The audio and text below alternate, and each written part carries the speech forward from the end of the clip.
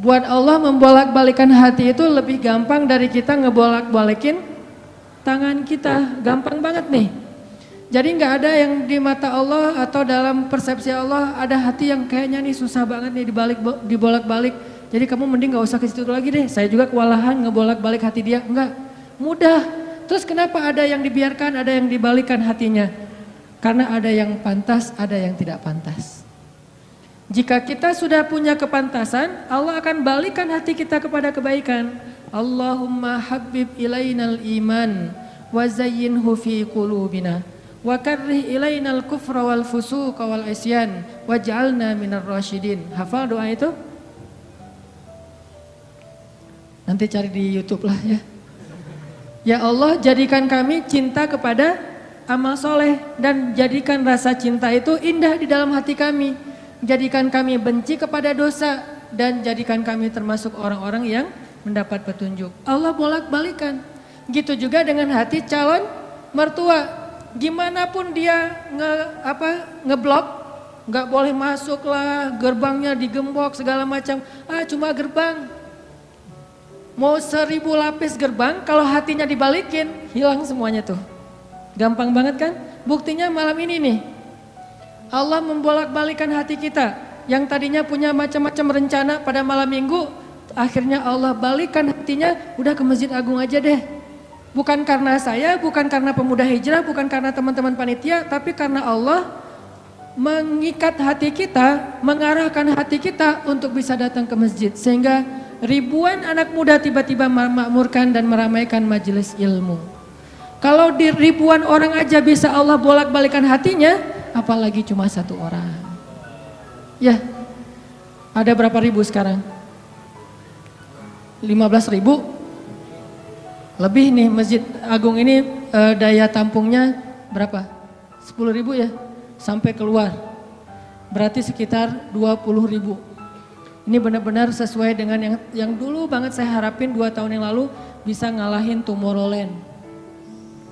Minimal DWP lah ya.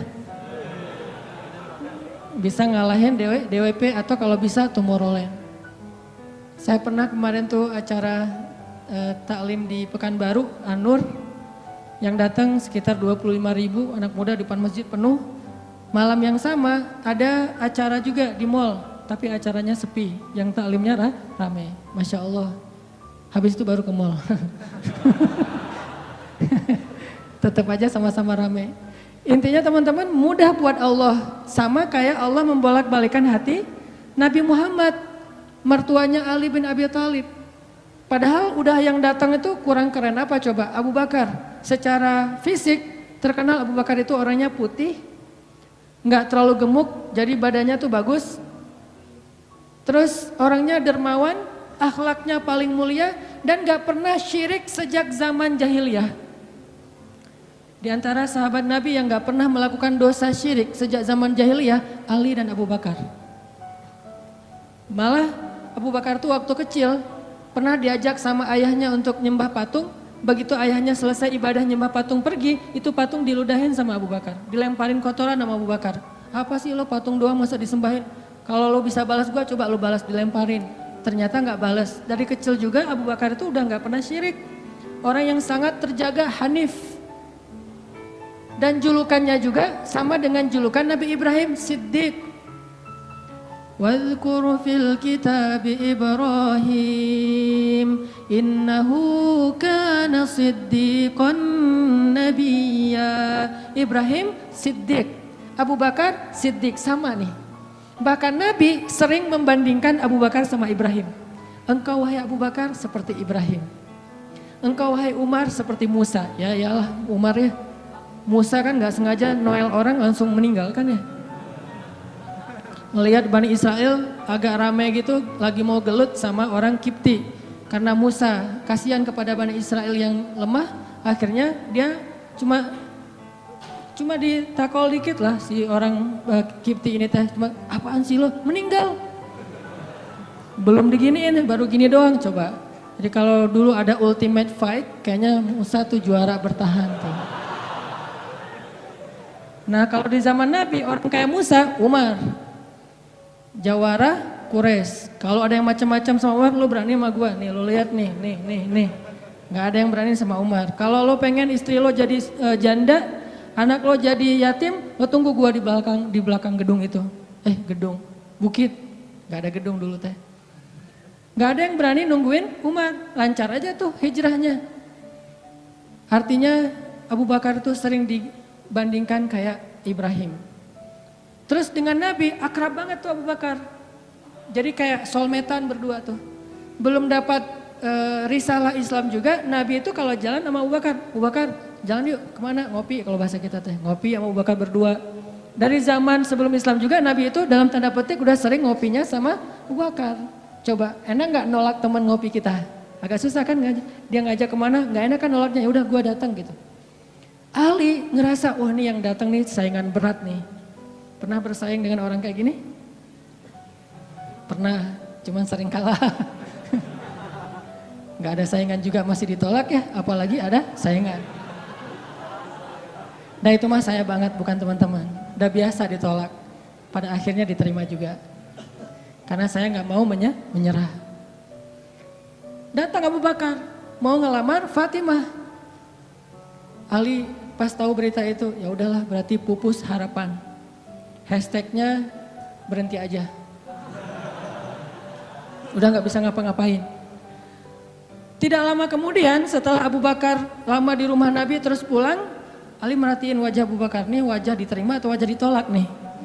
Ternyata dapat kabar Abu Bakar ditolak sama Nabi. Yes, kata Ali. Abu Bakar ditolak sama Nabi. Cuman sisi lain, Ali makin gak pede. Kalau Abu Bakar aja ditolak, siapa saya? Bahkan lebih ditolak lagi. Jangan-jangan belum sampai di pintu juga, udah Ali pulang aja deh. Abu Bakar aja ditolak. Yang kurang apa coba? Akhlak luar biasa, agama terbaik. Bahkan umat Islam paling baik imannya tuh. Dan amal solehnya Abu Bakar, gak ada tandingan lah. Mau ngelihat surganya di akhirat. Orang kaya di dunia dan kaya di akhirat tuh Abu Bakar tuh. Ada orang yang di dunia miskin, di akhirat kaya. Di akhirat miskin, di dunia kaya. Kalau Abu Bakar, dunia akhirat kaya. Surganya Abu Bakar tuh dikelilingin sama Jibril. Jadi Jibril lagi pengen ngukur surganya Abu Bakar. Terbang setahun. Udah setahun terbang, itu baru di pinggirnya surga Abu Bakar. Belum sampai ke tengah. Padahal Jibril itu kecepatannya lebih tinggi daripada kecepatan cahaya. Bayangin, udah setahun perjalanan cahaya baru di pinggir surganya Abu Bakar. Belum juga masuk, belum sampai ke alun-alunnya surga Abu Bakar. Baru juga perbatasan coba. Kurang apa Abu Bakar? Ditolak sama Nabi. Duh, makin gak pede, kata Ali. Cuma gak pakai bukan orang Sunda soalnya. Gak lama kemudian datang lagi. Cowok keren, jawara Mekah, Umar datang. Assalamualaikum. Suaranya agak-agak gitulah. Walaupun susah nirunya, cempreng soalnya. Assalamualaikum, waalaikumsalam kata Nabi datang. Pas diintip sama Ali, tanya-tanya ke teman-temannya, ada berita apa nih trending topik. Ternyata trending topik di Twitter, Umar melamar Fatimah. Wah rame lagi viral di mana-mana. Makin, aduh saingannya berat-berat gini gak ada yang di bawah saya gitu yang datang, biar saya agak-agak pede gitu. Ternyata Umar pulang juga ditolak lagi sama Nabi. Ali yes tapi tuh gimana ya kalau Umar aja ditolak, yang paling kuat bisa menjaga Fatimah banget kan. Kalau ada apa-apa Fatimah tenang aja ada gua.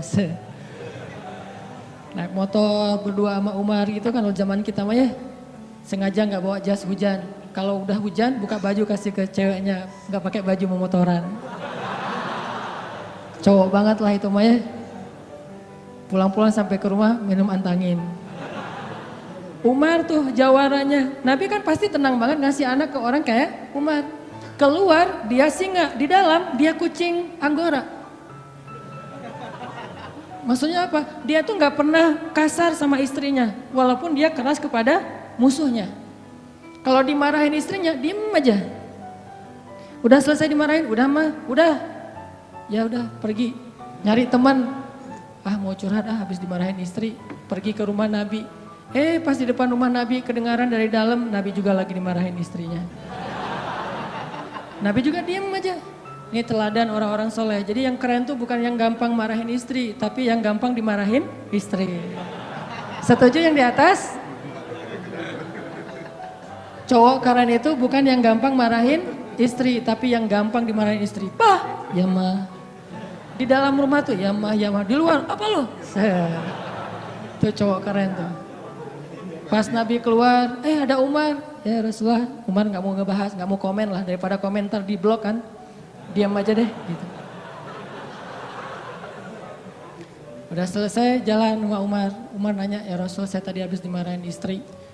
Mau ngajak Rasul ngopi, curhat, Nabi juga lagi dimarahin. Kata Nabi, bagaimanapun dialah yang mengurus rumah. Dia yang mengurus aku, keluargaku. Nabi nyebutin kebaikan-kebaikan istri. Gak mau nyebutin, dasar emang perempuan emang kayak gitu ya. Saya tuh Nabi loh, masa Nabi dimarahin, kamu paham gak sih perasaan aku? Gitu. Enggak, Nabi gak ngomong kayak gitu. Nabi cuma membicarakan kebaikan istrinya. Umar yang datang ditolak.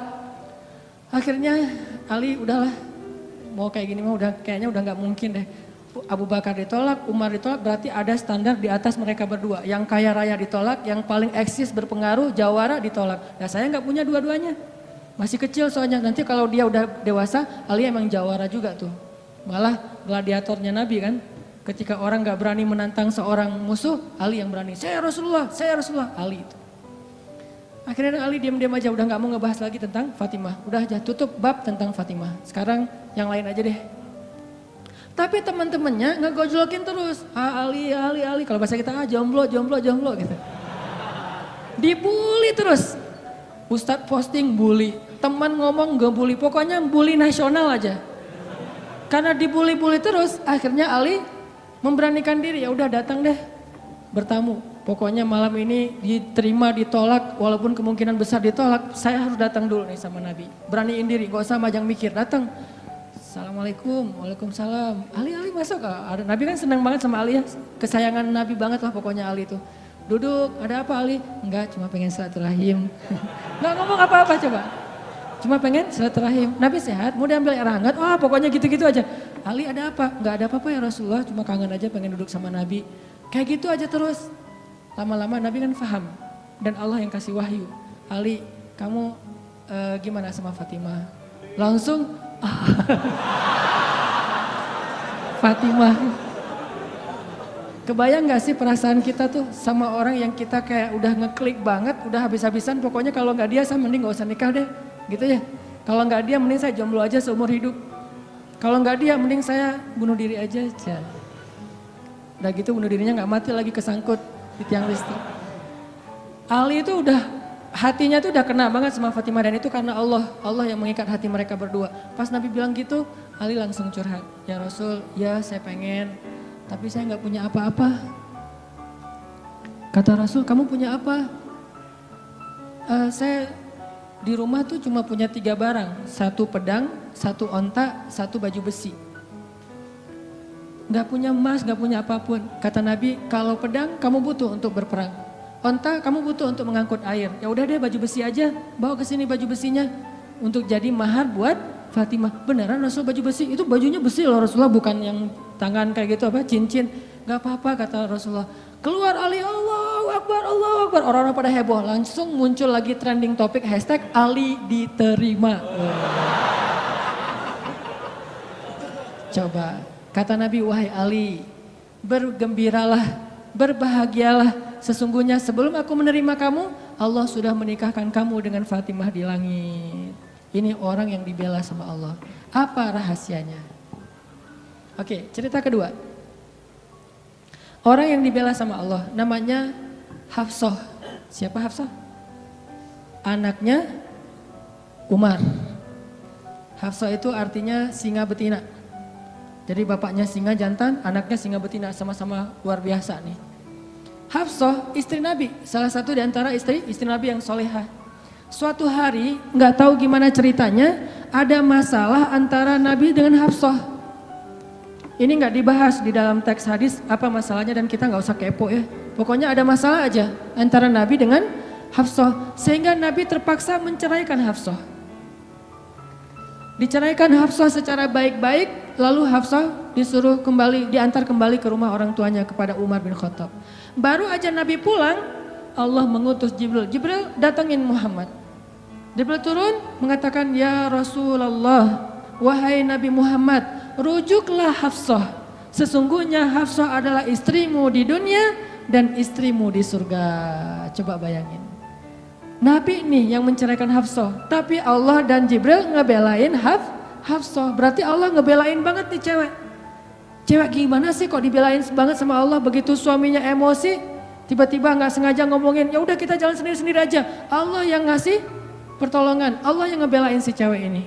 Sehingga Allah mengutus Jibril, langsung turun Jibril buru-buru kepada Nabi Muhammad sebelum masa iddah Hafsah selesai.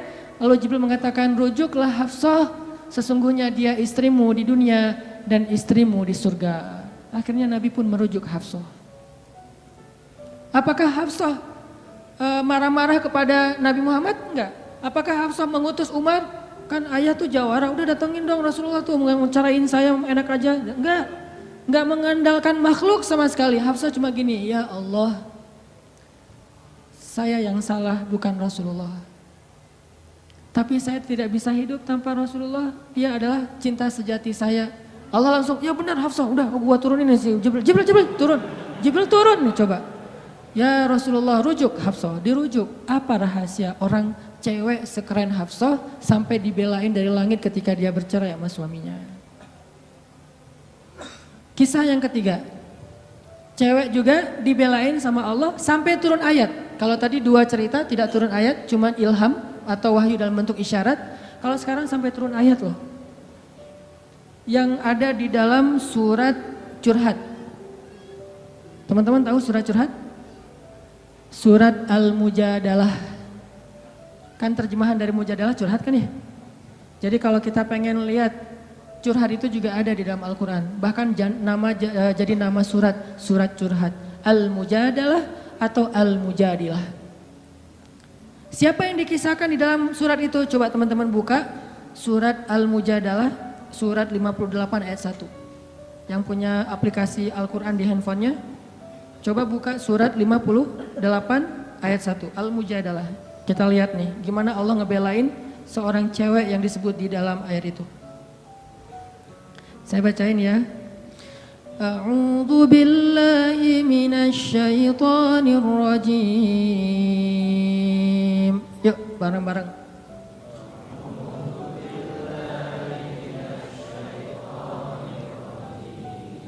Bismillahirrahmanirrahim.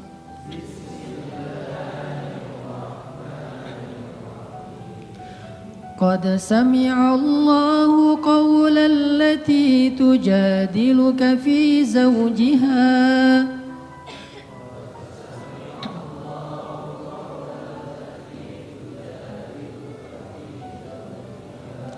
وتشتكي إلى الله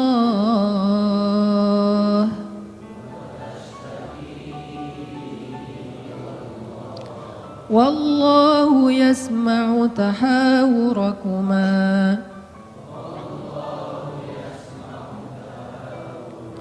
إن الله سميع بصير.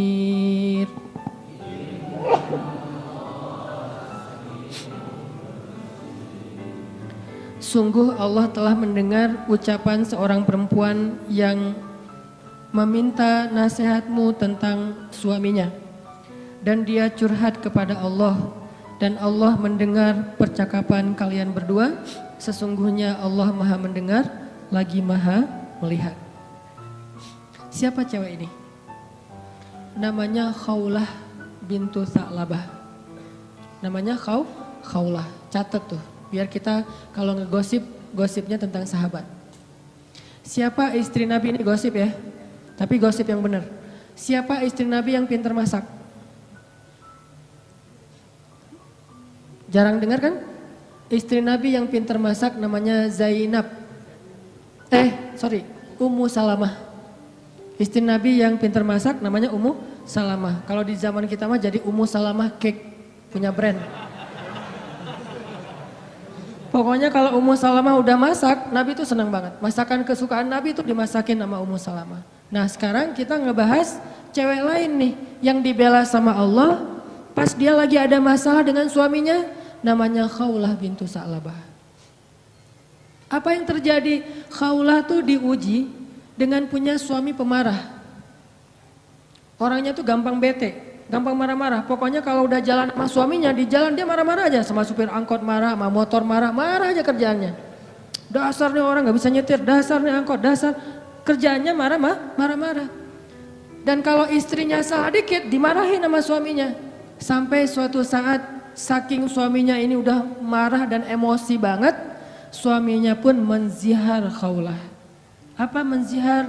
Menzihar itu menyebutkan istri seolah-olah jadi ibu sehingga dia menjadi haram buat suaminya, kayak ditalak 3 gitu. Kamu buat saya seperti ibu saya, berarti udah nggak bisa lagi jadi suami istri, udah jadi kayak ibu dan anak. Itu tradisi Arab jahiliyah. Nah gara-gara dia dizihar sama suaminya, dia kan bingung. Terus kalau saya udah digituin, apakah saya masih boleh serumah sama suami saya? Masih boleh tidur bareng dengan suami saya? Kan bingung nih. Minta nasihat dan fatwa kepada kiainya. Waktu itu adalah Rasulullah SAW. Datang nih khaulah ke Nabi dalam wajah yang sedih. Baru dizihar, ditalak 3 sama suaminya, dia datang, ya Rasulullah. Apa hukum seorang suami yang mengatakan kepada istrinya, engkau bagiku seperti punggung ibuku. Artinya udah gak halal lagi. Nabi mengatakan kalau gitu engkau wahai khaulah sudah cerai dengan suamimu. Udah gak bisa lagi bareng. Bersabar wahai khaulah. Akhirnya khaulah pun pulang dalam keadaan sedih. Dia curhat kepada Allah, ya Allah. Memang suami saya itu banyak salahnya. Memang suami saya itu pemarah. Tetapi dialah cinta pertama saya. Coba. Ketulusan cinta cewek. Dialah cinta pertama saya. Dan dia gimana bisa hidup, siapa yang akan ngerawat dia? Kalau dia menceraikan saya, selama ini yang ngerawat dia cuma saya. Ya Allah bagaimana ini? Watashtaki ilallah. Minta nasihat kepada manusia, tapi curhat kepada Allah. Itu ayatnya tuh. Tujadi luka watashtaki ilallah. Dia minta fatwanya kepada kamu Muhammad, tapi curhatnya kepada Allah. Jangan terlalu sering curhat kepada manusia. Bahaya. Apalagi dua-duanya masih jomblo. Kita curhat ke teman kita, gue lagi kecengin cewek nih, kayaknya soleha banget, hafal juz 30. Oh gitu? Ya. Anak mana? Ya sekampus sama kita, namanya si Fulan dan seterusnya, disebutin identitasnya, CV-nya udah lengkap. Ternyata dia duluan yang maju. Ditikung di tengah jalan, kan itu berat banget ya. Gara-gara apa? Kok dia tahu tentang cewek itu? Gara-gara curhat kita. Allah tidak pernah menikung hambanya. Hamba sesama hamba saling menikung. Muncullah adegan nanti datang di acara wedding mantan. Udah gitu nyanyi kayak gitu yang baper-baperan gitu ya. Nangis berjamaah. Ini karena sering curhat kepada manusia. Manusia juga kadang-kadang nyebelin. Kita curhatnya sedikit baru opening, dia udah balas curhat lebih banyak lagi. Gua habis diputusin, caranya nggak enak lagi tuh. Gimana nggak enak? Dia cuma ngomong gini, kita jadi adik kakak aja ya. Kan berat banget buat gua. Oh gitu, lu masih mending, gua lebih parah dari itu. Cerita dia tuh, akhirnya dia yang curhat sama kita. Itu ke manusia. Kalau ke Allah nggak gitu. Allah Maha Sami'un, Maha mendengar. Arti Sami'un itu nggak pernah lelah mendengar. Itu arti Sami, nggak pernah lelah mendengar. Kita curhat semalam suntuk juga, Allah tetap sayang sama kita. Udah ya, kelamaan curhat kamu, yang lain hamba-hambaku masih banyak tuh. Nggak ada kayak gitu. Makin kita lama curhat sama Allah, makin Allah sayang sama kita. Makin kita lama curhat kepada manusia, makin dia sebel sama kita. Bayangin kita telepon teman kita, baru juga 10 menit, maaf ya udah lowbat, maaf ya gue harus ngangkat jemuran, maaf ya dan seterusnya. Manusia, tapi Allah Sami'un, Maha mendengar. Arti Maha mendengar ini, Allah tuh gak pernah bosan ngedengerin curhat hambanya. Jadi bukan hanya dia ambil dari angle Allah Maha mendengar segala ucapan kita, bukan cuma itu angle-nya. Ambil angle-angle yang motivasi.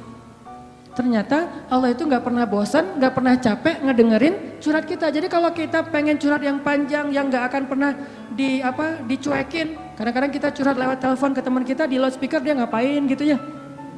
Kok gak ada suara dia, kok diam-diam aja. Kamu dengar kan? Dari jauh dia langsung lari, iya dengar, terus pergi lagi. Kita ngomong sendiri, teleponnya ditaruh di atas bantal, dia pergi. Itu manusia, Allah enggak. Wa idza sa'alaka ibadi anni fa inni qarib. Kalau kita tanya ke Allah pengen curhat, Allah bukan menjauh. Apa-apa, sini, dekat. Allah malah mendekat kepada kita. Apa? Wahai hambaku ada apa? Kalau teman kita menjauh, kalau Allah mendekat coba. Sami'un qaribun. Orangnya tuh qarib, kalau bahasa kita karib, akrab orangnya. Bukan orangnya, zatnya.